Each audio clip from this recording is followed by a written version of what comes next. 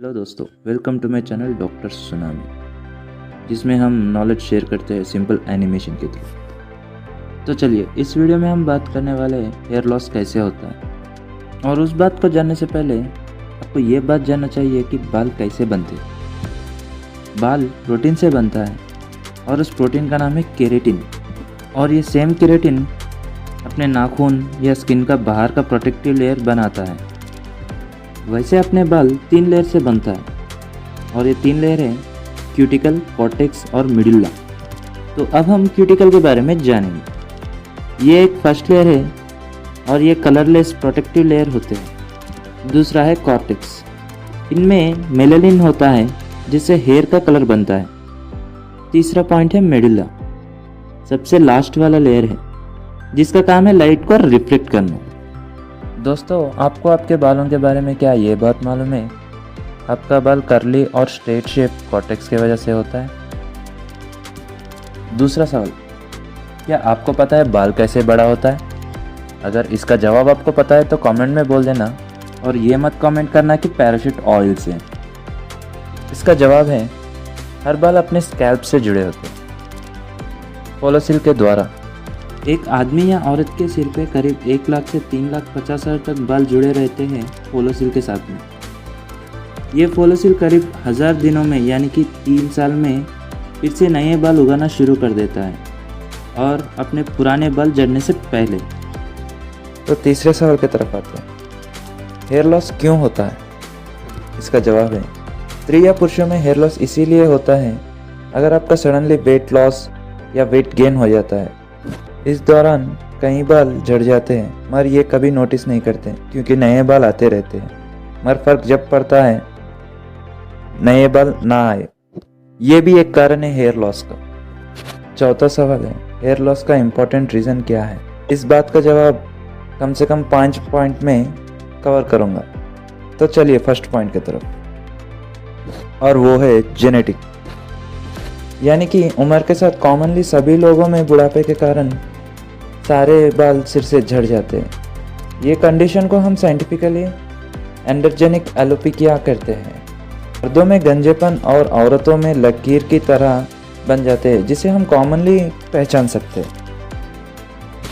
दूसरा पॉइंट है hormonal changes और मेडिकल कंडीशंस।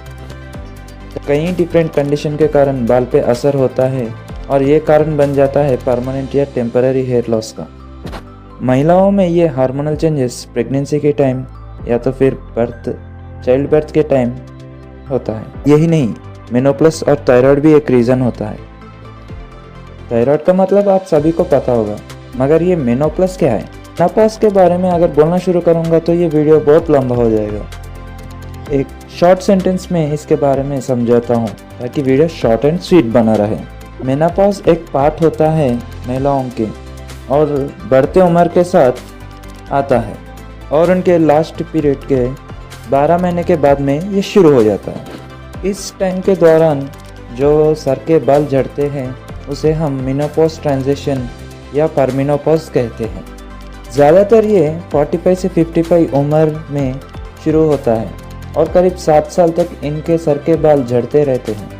कुछ महिलाओं में ये 14 साल तक भी होता है, और इनके बाल झड़ने से रुक जाने का कारण निर्भर करता है इनके लाइफस्टाइल से। जैसे कुछ महिला स्मोकिंग करते हैं तो इनके बाल 14 साल तक झड़ने लगते हैं।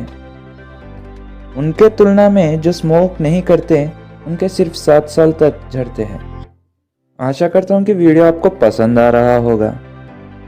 अगर वीडियो में आपको नॉलेज मिल रहा है तो इसे शेयर कर देना ताकि हमारे सभी दोस्तों को नॉलेज बढ़ जाए। तो चलिए टॉपिक की तरफ आ जाते हैं। सेकंड पॉइंट में मैंने बोला था हार्मोनल और मेडिकल कंडीशन। अब तक हमने हार्मोनल चेंजेस के बारे में जाना है, तो चलिए अब हम मेडिकल कंडीशन के बारे में भी जान लेते हैं। मेडिकल कंडीशन में आता है एलोपेशिया अरेटा।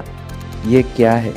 जवाब है एलोपेशिया अरेटा अपने इम्यून सिस्टम से रिलेटेड होता है, और ये कारण बन सकता है पैची हेयर लॉस का, यानी कि एक एक बाल झड़ जाना, बालों के बीच में गैप आना और बालों में इन्फेक्शन हो जाना जैसे रिंगवॉर्म, और बालों को खींचने से झड़ने का डिसऑर्डर।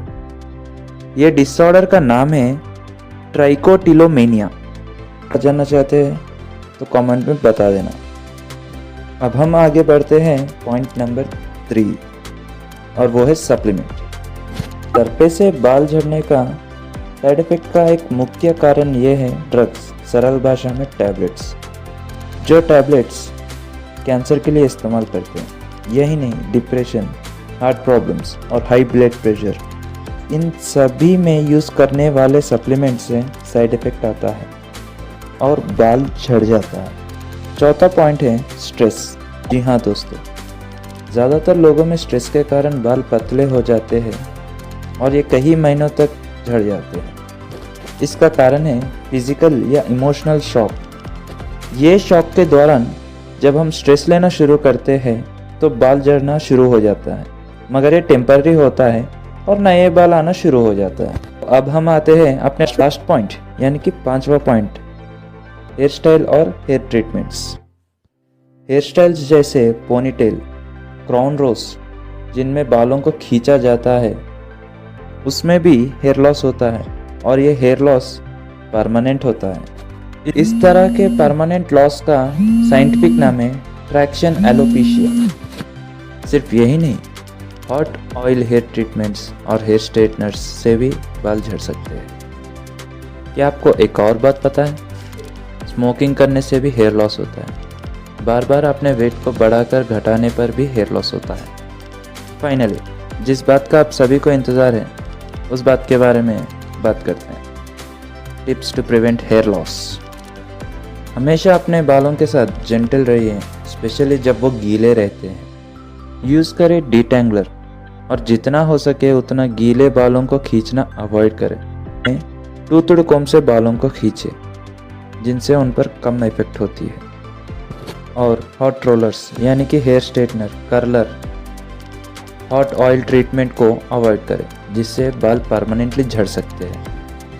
अपने खाने में ज़्यादातर न्यूट्रिशन भरा हुआ फूड को लीजिए, क्योंकि hair is made of protein, iron, vitamin A, vitamin C and vitamin E. बालों को लगातार न्यूट्रिशन ज़रूरत बने रहती है। अपने बालों को हार्मफुल सनलाइट और अल्ट्रा वायलेंट लाइट से बचाए रखें। अपने फैमिली डॉक्टर को पूछें किसी भी प्रकार के मेडिकेशन और सप्लीमेंट लेने से पहले, जिससे कि आपका बाल झड़ना संभव हो सकता है। स्किन के जैसे ही बालों का भी बाहर का कंडीशन अंदर के कंडीशन के बारे में बोलता है, तो इस पे ध्यान रखिए। और पता है ना, जाने से पहले वीडियो को लाइक और सब्सक्राइब करना, इन्फॉर्मेशन को शेयर करना, जिससे कि ज़्यादा से ज़्यादा लोगों को नॉलेज बढ़े और आपकी तरक्की भी हो जाए। तो चलिए अगले